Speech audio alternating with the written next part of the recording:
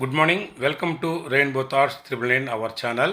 ఈరోజు అతి ముఖ్యమైనటువంటి విద్యుత్ దీపాలు లేక కాంతి దీపాలు లేక ఎల్ఈడి బల్బుల గురించి నా సమాచారాన్ని మీకు అందించడానికి నేను ఎంతో సంతోషపడుతున్నాను. ప్రాచీన కాలంలో మానవుడు వెలుగుని మాత్రమే చూసేవాళ్ళు. అంటే రాత్రులు ఏ పరిస్థితులు కూడా ఎలాంటి పనులు చేసేవాళ్ళు కాదు.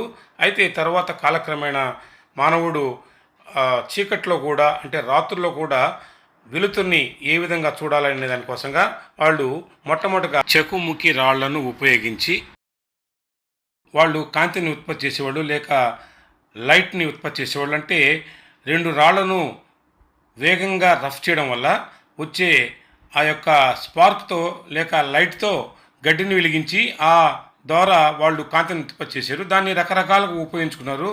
ముఖ్యంగా ఉడకబెట్టుకోవడానికి అంటే మాంసాన్ని ఉడకబెట్టడానికి అవసరమైనప్పుడు రాత్రుళ్ళు వెలుగుని రావడానికి కోసంగా మొట్టమొదటిగా ఈ చెక్కుముకి రాయి వ్యవస్థని వాళ్ళు ఉపయోగించారు. ఆ తరువాత దివిటి విధానాన్ని కనిపెట్టారు. అంటే ఇప్పుడు మనం చూస్తున్న ఈ దివిటీలు ప్రాచీన కాలంలో మానవుడు మొట్టమొదటి ఒక ప్రాంతం నుంచి ఇంకో ప్రాంతానికి వెళ్ళడానికి వీటిని ఉపయోగించుకుంటూ వెళ్ళేవాడు. అలాగే రాత్రులు కూడా తమ ఇళ్లల్లో గృహాలలో ముఖ్యంగా రాజులు వాళ్ళ యొక్క కోటల్లో ఈ విధమైనటువంటి దివిటీలు లేక వీటి ద్వారా వెలుతుర్ని చూసేవాళ్ళు. వీటి ద్వారా వాళ్ళ యొక్క జీవితాన్ని గడిపేవాళ్ళు. ఈ విధంగా మానవ జీవితం కొన్ని వేల సంవత్సరాలు గడిచిన తర్వాత మానవుడు ఆలోచన జ్ఞానం పెరిగి రకరకాలైనటువంటి అధునాతమైనటువంటి దీప విధానాలు కనిపెట్టడం జరిగింది. మొట్టమొదటిగా వివిధ రకాలైన నూనెలతో వెలిగేటటువంటి ప్రమిదలను కనిపెట్టడం జరిగింది. ఆనాడు ఇవే అద్భుతమైనటువంటి దీపాలుగా నాడు గుర్తించేవాడు. ఆనాడు ఆముదము, నువ్వుల నూనె, ఇతర ఈ యొక్క ఆయిల్తో నాడు అన్ని కుటుంబాల్లో వెలుతురు అద్భుతంగా ఉండేది. తర్వాత చిన్న చిన్న నూనె దీపాలను తయారు చేయడం జరిగింది. ఇప్పుడు మనం చూస్తున్నటువంటి రకరకాలటువంటి దీపాలు ముఖ్యంగా ఆనాడు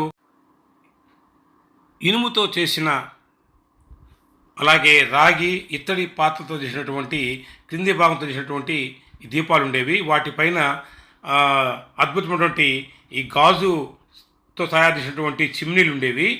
ఈ కింద భాగంలో మనం ఇందా చెప్పినటువంటి రకరకాల నూనెలు వాడేవాళ్ళు. ముఖ్యంగా కిరోసిన్ కూడా తర్వాత వాడుకలోకి వచ్చింది. కిరోసిన్లో ఈ యొక్క పుడ్డిలను నింపి వాటిలో ఒక ఒత్తి వేసి ఆ ఒత్తి పైభాగాన్ని వెలిగించేవాళ్ళు. తర్వాత ఆ పైభాగం ఆరిపోకుండా దీపం బాగా స్టాండర్డ్ ఉండడానికి కోసంగా ఈ గాజుతో చేసినటువంటి రకరకాలైనటువంటి అద్భుతమైనటువంటి దీపాలు ఆనాడు విశేష ఆదరణ పొందాయి. సాధారణ కుటుంబాల్లో ఒక రకమైనటువంటి దీపాలు ఉంటే ధనికుల కుటుంబాల్లో అద్భుతమైన దీపాలు ఉండేవి. ఇంకా చెప్పాలంటే నాటి రాజరిక పాలనలో మనం ఎప్పుడు చూడని ఊహించని ఇలా గాజుతో చేసేటువంటి అద్భుతమైనటువంటి దీపాలు ఆనాడు విస్తృతంగా ప్రచారం ఉండేవి. నాడు ఈ దీపాలని అన్ని రంగాల్లో వాడేవాళ్ళు. దాని తర్వాత సురక్షితంగా ఒక ప్రదేశం నుండి ఇంకో ప్రదేశానికి వాడడానికి అనుకూలమైనటువంటి హరికన్ ల్యాంప్ను 1780 సంవత్సరంలో ఇప్పుడు మనం చూసినటువంటి పియరీ ఎం ఆర్గాన్ అనేటటువంటి ఒక గొప్ప శాస్త్రవేత్త మనం చూసినటువంటి హరికన్ ల్యాంప్ని కనిపెట్టాడు. ఇప్పుడు మనం ఆధునికంగా ఇలాంటి హరికన్ ల్యాంప్స్ ఏ ఏళ్లలో కూడా లేవు, కానీ మేము వాడాము. వాటిని మా తల్లిదండ్రుల సమక్షంలో మేము శుభ్రం చేసి వాటిని వెలిగించే అలవాటు కూడా మాకు ఆనాడు ఉన్నది. ఆ తర్వాత అనేకమైనటువంటి ఆవిష్కరణలు జరిగి కొత్త కొత్త అధునాతమైనటువంటి దీపాలను కనిపెట్టడం జరిగింది. అందులో భాగంగానే ఈ పెట్రోమాక్స్ లైట్స్ 1910వ సంవత్సరంలో జర్మన్ శాస్త్రవేత్త అయినటువంటి మ్యాక్స్ గ్రేట్జ్ అనేటువంటి గొప్ప శాస్త్రవేత్త పెట్రోమాక్స్ లైట్లను కనిపెట్టడం జరిగింది. అంటే చూస్తున్నారు కదా, దీంట్లో మ్యాంటిల్ అనేటటువంటి ఒక భాగం ఉంటుంది. ఇప్పుడు మనం చూస్తున్న భాగం ఇది కొవ్వొత్తిలాగా పై భాగం ఉంటుంది. ఈ భాగానికి ఈ పెట్రోమాక్స్ అయినటువంటి కిరోసిన్ లేక డీజిల్ కొన్ని ఇతర ఆయిల్స్ను వాడి ఆ పైభాగంలో తీసుకొచ్చి లైట్ని వెలిగించేవాళ్ళు. అది ఇప్పుడు మనం చూసినటువంటి ట్యూబ్ లైటు లేక ఎల్ఈడి లైట్ లాగా స్పష్టమైన వెలుగు ఇచ్చేది. పెళ్ళిళ్ళలో కానీ పెద్ద పెద్ద పండుగల్లో కానీ పెద్ద పెద్ద రాజ గృహాల్లో కానీ ఈ పెట్రోమాక్స్ లైట్ ఉండడం అది ఒక ధనికుల యొక్క లక్షణంగా ఆనాడు చూపించేవాళ్ళు. దాని తర్వాత పెట్రోమాన్స్ లైట్కి ఇంకా అడ్వాన్స్డ్గా గ్యాస్తో వెలిగేటటువంటి పెట్రోమాన్స్ లైట్ కూడా వచ్చాయి. ఏదైనప్పటికీ మానవుడి జీవితంలో ఈ పెట్రోమాస్ లైటు ఒక అద్భుతమైనటువంటి జీవనాన్ని ప్రసాదించాయి. దీని తర్వాత జరిగినటువంటి ఆవిష్కరణలను నేను ఇప్పుడే వివరిస్తాను. పెట్రోమాన్స్ లైట్ సమకాలీన పరిస్థితుల్లోనే విస్తృతంగా బాగా ప్రజలు వాడేటువంటి దీపము కొవ్వొత్తులు. ఈ కొవ్వొత్తి దీపాలకు పితామహుడు జపాన్ శాస్త్రవేత్త అయినటువంటి మునీషియా హోమా. అయితే ఈ కొవ్వొత్తులు పురాతన ఈజిప్ట్ను కూడా వాడినట్టుగా కొన్ని చారిత్రక ఆధారాలు ఉన్నాయి. ఏదైనప్పటికీ ఈ కొవ్వొత్తులు మానవుల జీవితాల్లో వెలుగును అందించేటువంటి దీపాల్లో అతి ముఖ్యమైనవిగా చెప్పుకుంటాము. వీటిని రెల్లు మరియు జంతువుల కొవ్వుల నుంచి తయారు చేశారు. ఈనాటికి కూడా ఈ అద్భుతంగా ప్రతి ఇళ్లలో ఈనాడు కూడా ఈ యొక్క కొవ్వొత్తులను వాడకం జరుగుతుంది. మానవుడు సాధించినటువంటి అద్భుత కాంతి విషయాల్లో ఈ కొవ్వొత్తులు ఒకటిగా చెప్పుకోవచ్చు. ఇప్పుడు అసలు చేసినటువంటి ఆధునిక విద్యుత్ బల్బుల గురించి మనం తెలుసుకోబోతున్నాము. 1847 సంవత్సరంలో థామస్ ఆల్వా ఎడిసన్ గారు ఈ విద్యుత్ బల్బులను కనిపెట్టిన తర్వాత ఇప్పటి వరకు అంటే 2020 సంవత్సరం వరకు సుమారుగా అనేక దశల్లో మార్పులు చెందుతూ వచ్చాయి ఈ బల్బులు. సుమారుగా 6 రకాలైనటువంటి అద్భుతమైనటువంటి ఈ కాంతి వ్యవస్థ లేక బల్బుల వ్యవస్థలు మార్పు చెందుతూ వచ్చాయి. మొట్టమొదటిగా థామస్ ఆల్వా ఎడిసన్ గారు ఈ టంగ్స్టన్ ద్వారా ఆయన బల్బును వెలిగించాడు. దానికోసం ఆయన కొన్ని వేల ప్రయోగాలు చేశాడు. ఆ వేల ప్రయోగాలను ఎంతో వ్యయ ప్రయాసలకు వచ్చి ఓపికగా ఆయన ఆనాడు తయారు చేసినటువంటి ఆ ఫిలమెంట్ బల్బు మూలాధారమైంది. తర్వాత కొన్ని సంవత్సరాలు ఈ బల్బును వాడాము.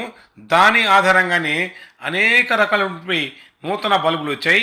ఈనాడు మనం వాడుతున్నటువంటి లెడ్ లైట్లు అయితేనేమి లేకపోతే లైట్నింగ్ డిజైన్ అయితేనేమి అధునాతమైనటువంటి ఈ బల్బు వ్యవస్థలన్నింటికి మూల పురుషుడు ఆయన యొక్క కృషి ఫలితమే. వాటి గురించి నేను మీకు సవివరంగా చెప్పాలనుకుంటున్నాను. మీరు ఈ వీడియోని చివరిదాకా చూస్తే ఈ బల్బుల వ్యవస్థ ఏ విధంగా మార్పు చెందుతూ వచ్చాయి, థామస్ ఆల్వా ఎడిసన్ గారు చేసిన ప్రయోగాల గురించి కూడా నేను మీకు వివరిస్తాను. ఖచ్చితంగా ఈ వీడియోని చివరిదాకా చూడండి. ఇప్పుడు చూస్తున్న బల్బు మొట్టమొదటిగా తయారు చేసిన బల్బు. ఆ తర్వాత రూపాంతరాల్లో వచ్చిన బల్బులన్నీ ఇవి. కొన్ని సెకండ్లు ఈ బల్బుల గురించి చూడండి. తర్వాత నేను దీని తర్వాత వచ్చిన దశ అయినటువంటి ఫ్లోరోసెంట్ బల్బు గురించి చక్కగా వివరిస్తాను.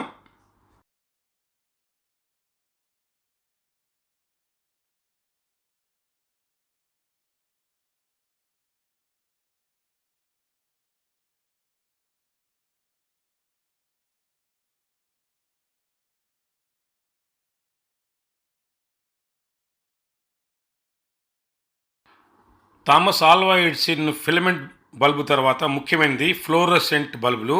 ఈ ఫ్లోరోసెంట్ బల్బులకి పితామహుడు బెర్లిన్ అంటే జర్మన్ శాస్త్రవేత్త అయినటువంటి ఎడ్మండ్ జర్మర్. ఈయన మెర్క్యూరీ వేపర్ అంటే పాదరసం యొక్క ఆవిరితో ఈ యొక్క ఫ్లోరోసెంట్ బల్బులు తయారు చేశాడు. ఇవి దాదాపుగా ఎడిసన్ బల్బులాగానే ఉంటాయి, కానీ ఇవి తెల్లగా అద్భుతంగా మెరిసిపోతూ ఉంటాయి. ఈ బల్బులు కూడా చాలా కాలం ఇప్పటికి కూడా ఈ బల్బులు మనకు వాడుకలో ఉన్నాయి. సో వాటి గురించి కూడా మనం గమనిస్తాం. దీని తర్వాత దశ చాలా బాగుంటుంది. వాటి గురించి కూడా నేను మీకు వివరిస్తాను, గమనించండి.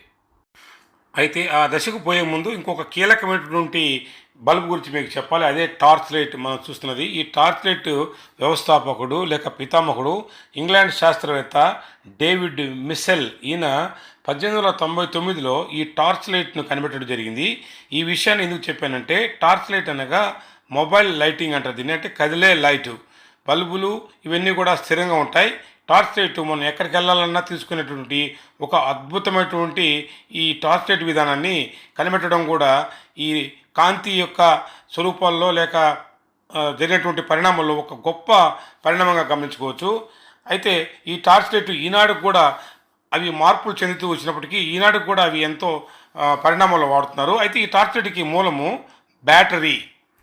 ఈ బ్యాటరీ యొక్క పితామహుడు ఆయనే 1896 సంవత్సరంలో కన్రాడ్ హుబెర్ట్. ఈయన 1896 సంవత్సరంలో ఈ బ్యాటరీని కనిపెట్టాడు. ఫలితంగా ఈ మొబైల్ టార్చ్ లైట్లు అద్భుతంగా విస్తృతంగా ప్రచారంలోకి వచ్చాయి. నిజంగా ఈ టార్చ్ లైటు 1899లో కనిపెట్టినప్పటికీ 2025 లేక ఇంకా ఇన్ని సంవత్సరాలు వచ్చినప్పటికీ రకరకాల మార్పు చెందిన ఇవి ఎంతోగానో ప్రజలను ఆదరిస్తున్నాయి. ఇప్పటికీ ఎప్పటికీ ఇవి మాత్రం చాలా అవసరం. దీని తర్వాత పరిణామం గురించి మనం తెలుసుకుందాం. తర్వాతి కాలంలో ప్రజల మనసులను ఆకట్టుకునేది పెళ్ళిళ్ళు ఇతర ఫంక్షన్స్లో ఎక్కువగా వాడేది ఈ డిజైన్ లైటింగ్ని. వీటిని కనిపెట్టింది స్టాన్లీ రసెల్స్ మెక్లెండ్. ఈయన 1897 ముఖ్యంగా 1967 సంవత్సరంలో ఈ డిజైన్ లైట్ని కనిపెట్టాడు.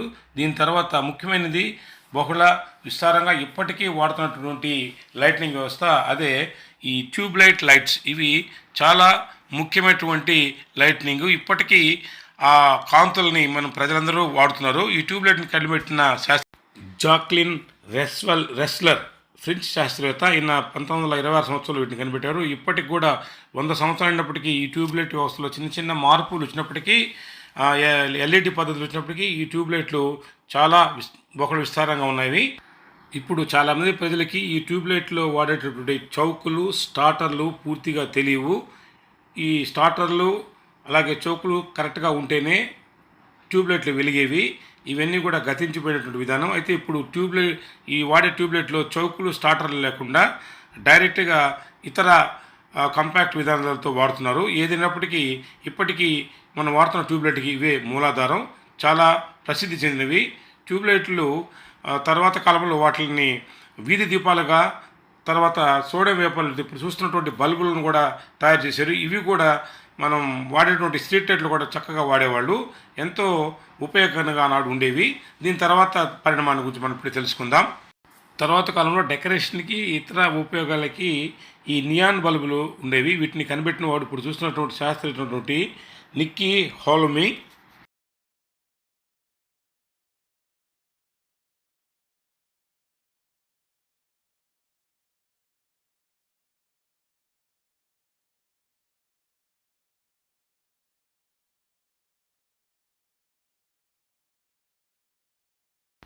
తర్వాత ఈ నియాన్ బల్బును ఆధారంగానే ఎల్ఈడి బల్బును కనిపెట్టడం జరిగింది. దీనికి కూడా పితామహుడు నిక్ హోలోన్యాక్. ఈయన కాంతి ఉద్గారం అనేటువంటి విధానం ద్వారా పవర్ఫుల్ లైటింగ్ సిస్టాన్ని కనిపెట్టాడు. ఈ లెడ్ లైటు కొన్ని 1020 సంఖ్యలో ట్యూబ్లైట్తో సమానం. ఇప్పుడు మనం వాడేటువంటి స్టేడియంలో అయితేనేమి, పెద్ద పెద్ద ప్రోగ్రామ్స్లో అయితేనేమి, వీధి దీపాలకు అయితేనేమి ఈ ఎల్ఈడి లైట్లు ఉపయోగిస్తారు.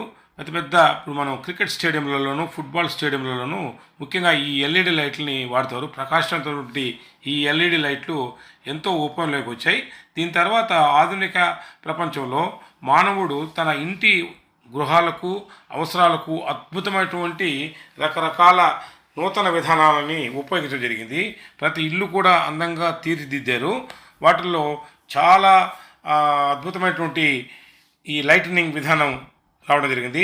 ముఖ్యంగా మనం ప్రతి ఇళ్లలో పాతకాలంలో అయితేనేమి, ఇప్పుడైతే షాండ్లైట్ లైటర్స్, ఆ తర్వాత షాండ్లైట్ లైట్స్కి బదులుగా ఇంకా అద్భుతమైనటువంటి లైటనింగ్ విధానాలని మనం వాడుతూ ఉన్నాము. వీటన్నిటిని గురించి మీకు చివరిదాకా కొన్ని బొమ్మలు చూపిస్తున్నాను, ఖచ్చితంగా చూడండి. ఇప్పుడు దాకా మీరు ఈ వీడియో చూసినందుకు మీకు నేను థ్యాంక్స్ చెప్తున్నాను. ఖచ్చితంగా ఈ వీడియో మీకు బాగా ఉపయోగపడింది అనుకుంటున్నాను. ఎందుకంటే నేను చేసే ప్రతి వీడియోలు ప్రతిదీ మొట్టమొదట ఏ విధంగా ప్రారంభమైంది, తర్వాత ఏ విధంగా జరిగింది, ఆధునికంగా ప్రస్తుతం ఏ విధంగా ఈ అభివృద్ధి జరుగుతుంది అని అన్ని రంగాల్లో నేను తీసుకుంటూ వస్తున్నాను. ముఖ్యంగా ఇప్పుడు ఈ కాంతి లేక దీపాలు వాటి గురించి చెప్తున్నాను. మొట్టమొదటిగా చెక్కుముక్క రాయి నుంచి, తర్వాత దివిటీలు, కాగడాలు, ఆ తర్వాత ప్రమిదలు, ఆ తర్వాత తర్వాత ఈ హరికన్ ల్యాంప్స్, పెట్రోమాంట్ లైట్స్, ఇవన్నీ మార్పు చెందుతూ ఈనాడు ఇప్పుడు మనం చూస్తున్నటువంటి ఒక అద్భుతమైనటువంటి ఈ కాంతి విధానాన్ని లేక లైట్నింగ్ విధానాన్ని మానవుడు ఏర్పరచుకున్నాడు. ఇంకా చెప్పాలంటే చైనాలో ఒక వివిధ రకాలైన లైట్నింగ్ విధానాన్ని వాళ్ళు తయారు ఒక చందమామను కూడా తయారు చేస్తున్నట్టు కూడా మనం వింటూ ఉన్నాం. ఏదైనప్పటికీ ఈ అధునాటువంటి ఈ లైట్నింగ్ వ్యవస్థ ప్రజలకు ఎంతో ఉపయోగపడుతుంది. దీని ఆధారంగానే ఇప్పుడు మనం చూస్తున్నటువంటి టీవీలు అయితేనేమి, లేకపోతే ఇతర సినిమా థియేటర్లు అయితేనేమి, ఇవన్నీ కూడా ఈ లైట్నింగ్ విధానం ఆధారంగానే తయారు చేయబడింది. ఇవి మానవుడు సాధించినటువంటి అభివృద్ధి. నేను ఇంకా అనేక రంగాల్లో మానవుడు రకరకాలుగా ఏ విధంగా అభివృద్ధిని సాధించాడు అనే విషయాన్ని మీకు నేను చెప్పుకుంటూ వస్తాను. ఖచ్చితంగా నా వీడియోని చూడండి. మీకు ఇంతకుముందు చెప్పినట్టు నేను ప్రతి వీడియో చేయడానికి కనీసం ఒక వారం పడుతుంది. అది కూడా నేను సెల్ ఫోన్లోనే నా వీడియోలని ఎడిటింగు, అలాగే కంపోజింగు, మొత్తం డబ్బింగ్ అన్నీ చెప్తున్నాను. సో ఇంత మంచి వీడియోలని నేను ఇస్తున్నానని నేను అనుకుంటున్నారు. మీరు నన్ను ప్రోత్సహించడానికి మీరు చేయాల్సిన ఒక చిన్న హెల్ప్ మాత్రం, మీ బంగారు వేలుతో ఒక లైకు, అలాగే ఒక సబ్స్క్రైబ్ చేయండి. దీని తర్వాత ఈ వీడియో మీకు ఇంకా బాగా నచ్చిందంటే మీ మిత్రులకు నా వీడియోని కనీసం ఒక్కరు లేక ఇద్దరికైనా ఫార్వర్డ్ చేయండి. మంచి వీడియోలు చేయడానికి మీరు నాకు ప్రోత్సాహించులుగా అవుతుంది. Thank you very much. ఈ వీడియోని ఇప్పుడు దాకా చూసినందుకు. ఖచ్చితంగా మీ అభిప్రాయాన్ని మాత్రం నాకు తెలియజేస్తారని నేను కోరుకుంటున్నాను. Thank you. చివరి వీడియో దాకా చూడండి. నా ఛానల్ రెయిన్బో థాట్స్ 999. ఇది చక్కగా మీ అందరికీ మీరు డైరెక్ట్గా కూడా చూడొచ్చు. చూసి మీ అభిప్రాయం చెప్పండి. Thank you once again. వీడియోని చివరి దాకా చూడండి. మీకు నచ్చిన అద్భుతమైనటువంటి నూతన ఈ లైటనింగ్ విధానాన్ని ఇచ్చినాను. Thank you.